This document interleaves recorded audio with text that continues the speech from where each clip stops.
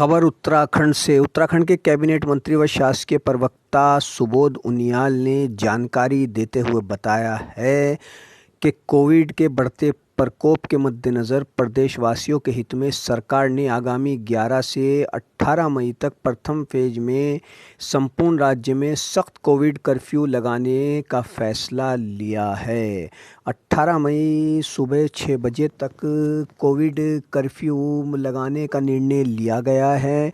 उन्होंने इसके बारे में विस्तार से मीडिया को जानकारी दी और कहा कि इस अवधि में केवल सुबह 7 से 10 बजे तक आवश्यक वस्तुएं जैसे फल, सब्जी, दूध, मीट आदि की दुकानें ही खुल सकेंगी। पूर्व में ये दुकानें 12 बजे तक खुल रही थीं। जानिए उन्होंने विस्तार से क्या जानकारी दी। जिस तरह राज्य में लगातार संक्रमण बढ़ता जा रहा था और 9,600 की संख्या भी पहुंची, इसको सरकार की बहुत गंभीरता से सरकार इस तरफ देख रही थी और कई दिन से ये बात कही जा रही थी कि सरकार कड़े से कड़ा निर्णय लेने से पीछे नहीं हटेगी। और क्योंकि आज आवश्यकता आम आदमी के जीवन को बचाने की है और इसको देखते हुए आज सरकार ने पूरे राज्य में 11 तारीख 6 बजे से लेके और 18 तारीख 6 बजे तक 7 दिन कोविड कर्फ्यू लगाने का निर्णय लिया है ताकि इस संक्रमण की चेन को तोड़ने का काम हो सके और आम आदमी के जीवन की रक्षा की जा सके। जिस तरह इस कर्फ्यू के दौरान तमाम गतिविधियों को प्रतिबंधित कर दिया गया है, दुकानों को पूर्णतः दुकानें बंद रहेंगी। राशन की दुकानें मात्र 13 तारीख को अलाउ की गई हैं 7 बजे से 10 बजे तक।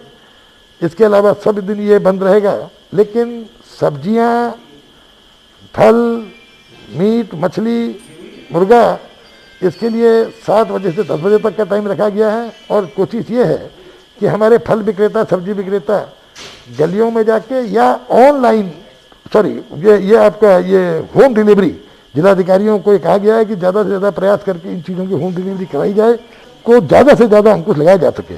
बाहर से हमारे राज्य में आने वाले यात्रियों के लिए 72 घंटे की पूर्व RT-PCR की नेगेटिव रिपोर्ट के साथ साथ ये किया गया है कि वो जो हमारा स्मार्ट सिटी पोर्टल है उसमें उनको पंजीकरण कराना अनिवार्य किया गया है।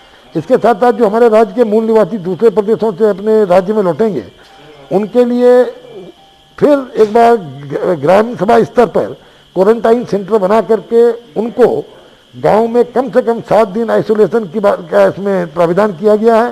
7 दिन में अगर कोई लक्षण नहीं आएंगे तो वो अपने घर जा सकते हैं। अगर लक्षण आने के बाद उनको फिर जो उनका ट्रीटमेंट है वो कराया जाएगा। साथ ही साथ इसके खर्चे के लिए सभी सम्मानित प्रधानगण जो हैं, जो हमारा राज्य का स्टेट फाइनेंस कमीशन से जो पैसा उनको दिया गया है उससे इस खर्चे कर सकते हैं। खर्चा अगर बढ़ गया तो जिलाधिकारी को यह अधिकृत किया गया कि वो SDRF फंड और CRMF फंड से इस खर्चे को करने का काम करें। साथ ही साथ जो राज्य के अंदर बाहर से लोग आ रहे हैं, मैंने आपको बता दी, जो राज्य के अंदर जो इंट्रा स्टेट राज्य के अंदर की जो गतिविधियां हैं उनको इस शर्त के साथ अलाउ किया गया है कि उसमें 50% से ज़्यादा लोग गाड़ी में सवार नहीं हो सकते और उसके साथ साथ कोई ना कोई वाजिब कारण उन पर होना चाहिए आवागमन का।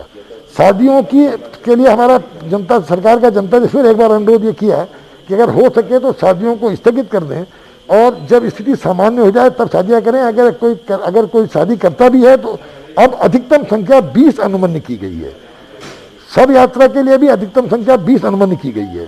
शराब की दुकानों से लेके जो बार हैं ये पूर्णतः इस पीरियड में बंद रहेंगे।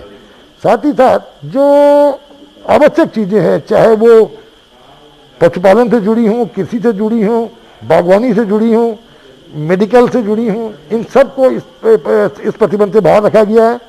इसके अलावा 18 से 45 वर्ष के जो लोगों का वैक्सीनेशन किया जा रहा है उसके लिए अनिवार्य किया गया है कि उन्हें अपने पंजीकरण को दिखा करके उनको आवागमन में प्रतिबंध से बाहर किया जाएगा।